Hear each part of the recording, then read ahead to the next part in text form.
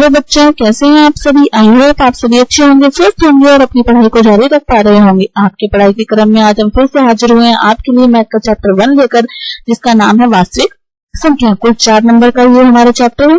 आज की क्लास में यदि आप पूरी क्लास में साथ बने रहे और क्वेश्चन को ध्यान से समझिए तो 4 नंबर आपके पक्के हैं। ऐसा नहीं है कि आज से हम इस क्लास को स्टार्ट कर रहे हैं, ये हमारी रिवीजन क्लास चल रही है। हम इससे पहले पीछे से स्टार्ट हुए थे 14, 13, 12 करते करते आज हमारा लास्ट चैप्टर है और हमने रिवीजन अपना कर लिया है कंप्लीट। जिन बच्चों ने भी मेरे साथ रिवीजन किया है उनकी तैयारी बहुत ही अच्छी हो गई होगी 100%। ठीक है, हमने फॉर्मूला सीरीज भी कर ली है। तो चलिए शुरू करते हैं आज की अपनी क्लास बिना कोई समय बर्बाद किए। निम्नलिखित में कौन सी अपरिमेय संख्या नहीं है। अपरिमेय संख्या वो होती है जिसका वर्गमूल नहीं निकलता। 10 का नहीं निकलता, 35 का भी नहीं निकलता, 24 का भी नहीं निकलता। 121 तो होता है, 11 का वर्ग होता है 121। तो इसमें कौन सी संख्या जो अपरिमेय नहीं है? Option number 4। 2 माइनस रूट 3 क्या है? परिमेय संख्या है? नहीं। ये कौन सी संख्या है? अपरिमेय संख्या है, जिनका वर्गमूल कंप्लीट नहीं निकलता, अपरिमेय संख्या है। पाई क्या है? ये तो हमने बड़ा मोस्ट इंपोर्टेंट लगा के पढ़ा था कि आपको याद ही रखना है कि पाई एक अपरिमेय संख्या होती है और साथ ही वास्तविक संख्या होती है, यानी कि ऑप्शन नंबर 4 सही है। इसमें 2 व 3। देखो आप लोग फटाफट क्या पढ़ोगे? अपरिमेय संख्या और ऑप्शन नंबर 2 लगा दोगे, वास्तविक नहीं पढ़ोगे। वास्तविक को भी तो पढ़ना है, तो 2 और 3 दोनों सही है इसके अंदर। ठीक है, 2 संख्याओं का मैं से 15 है, ल से 105 है, उनमें से एक संख्या ये है तो दूसरी क्या होगी? तो ये हमारे पास फॉर्मूला बहुत इंपॉर्टेंट है। ल से गुणा मैं से बराबर पहली संख्या गुणा दूसरी संख्या। ठीक है, ल से अपने को कितना दे रखा है? 105। मैं से कितना है? 15। एक संख्या कितनी है? 5। दूसरी संख्या हमें क्या करनी है? ज्ञात। तो ये बट्टे में आ जाएगा। ठीक है, 5 से 15, 315। कितना ऑप्शन आ गया इसमें? ऑप्शन नंबर 3 सही है, 315। ये बहुत ही मोस्ट इंपोर्टेंट फॉर्मूला है और इस फॉर्मूले पे क्वेश्चन आता ही आता है। ठीक है, निम्न में से अपरिमेय संख्या है जिसे p बटे q के रूप में नहीं व्यक्त कर सकते अपने, वो अपरिमेय संख्या होती है। तो जैसे कि 2, इसके नीचे कुछ नहीं तो 1। ठीक है, ये 2 है तो बटे में आ जाएगा 100, मतलब 23 ही हो रहा है ना रिपीट। 22 बटे 7 तो है ही परिमेय संख्या। इसमें रिपीटिशन एक जैसा नहीं है, तो ये एक अपरिमेय संख्या है। ठीक है, 2.23, 2, 4, 2, 5, 2, 6 पता नहीं कितना आता रहेगा। ठीक है, 144 के अभाज्य गुणनखंडों में 2 की घात कितनी होगी?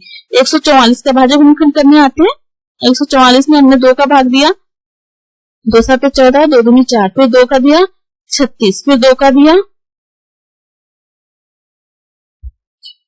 18, फिर 2 का दिया 9, फिर 2 का तो जाएगा नहीं, 3 दिया 9, 3 एकम 3। ठीक है, तो फिर 2 की घात कितनी है? तो बताओ 2 कितनी बार आया? जब हमने अभाज्य गुणनखंड किया तो 4 बार आया ना, तो 2 की घात कितनी हो गई? इसमें हमारे पास 4 हो गई। नेक्स्ट देखिए, p स्क्वायर एक सम संख्या है तो p क्या होगी? p भी एक सम संख्या होगी। 144 का वर्गमूल करोगे तो कितना आएगा? 12 आएगा, सम संख्या आएगी। ठीक है ना, एक संख्या 1 तथा 18 का लेस है, a और 18 का लेस है कितना है? 36 और में से कितना है? 2। तो ये संख्या बतानी है, तो वही बात, ये बटे में चला जाएगा, है ना। वो संख्या हमें नहीं पता, दूसरी पता है, लेस से पता है, में से पता है, अब ये बटे में चला गया। 18 दूनी 36, तो कितना आंसर आएगा? 4। कौन सा ऑप्शन सही है हमारे पास? ऑप्शन नंबर 4 इसमें सही है। सही जा रहा है, आ रहा है समझ में, कोई दिक्कत नहीं है। अगर आपको कोई परेशानी है, कोई चैप्टर नहीं समझ में आया है, हमने क्योंकि सभी का रिवीजन कर लिया, अभी भी आपको किसी चैप्टर में कोई दिक्कत है तो कमेंट बॉक्स में लिख के मुझे बता सकते हैं, हम उस चैप्टर को दोबारा कर लेंगे। इसके बाद हम मॉडल पेपर सोल्यूशन करने वाले हैं। आपके लिए मैं बता दूं, जो अजमेर बोर्ड ने मॉडल पेपर जारी किया है उसका सोल्यूशन करेंगे, उसके अलावा प्रैक्टिस सेट करेंगे इसके बाद हम। ठीक है, तो बने रहिए हमारे साथ। उसके लिए चैनल को सब्सक्राइब कर लीजिए, बेल आइकन प्रेस कर लीजिए ताकि आने वाली वीडियो का नोटिफिकेशन आपको मिलता रहे। नेक्स्ट देखिए, संख्या 96 और 404 का में से होगा। तो आपको 96 के अभाज्य गुणनखंड करने हैं, 404 के अभाज्य गुणनखंड करने हैं। ठीक है, फिर आपको में से निकालना है। तो इसमें क्या आएगा में से? देखो 2 गुणा 2 गुणा 101। ठीक है, ये तो इसके अभाज्य गुणनखंड हो गए। ठीक है, 24 गुणा 2 गुणा 2, कुछ ऐसे इसके होंगे 24 के। ठीक है, फिर 4 और ये कॉमन आएगा, इसके बाद कुछ भी कॉमन नहीं आएगा। ठीक है, तो 2 गुणा 2 कितना हो जाएगा 4। तो इसमें ऑप्शन नंबर 4 ही आएगा, क्योंकि मैसे क्या है जो दोनों में कॉमन आए ना वो हमारा मैसे होता है। तो 2 ही कॉमन आएगा, इसके अलावा कोई कॉमन नहीं आएगा। तो इसमें ऑप्शन नंबर क्या होगा हमारा 4 सही होगा। यदि 2 परिमेय संख्याओं का एचसीएफ एलसीएम बराबर होगा तो वो संख्याएं होंगी समान। कैसी होंगी? एक जैसी होंगी, यदि इनका एचसीएफ और एलसीएम क्या है एक जैसा ही है। 144 और 198 का में से क्या होगा? 144 और 198 का में से आपको निकालना है। तो सबसे पहले 144 के भाज्य गुणनखंड करेंगे हम, ठीक है।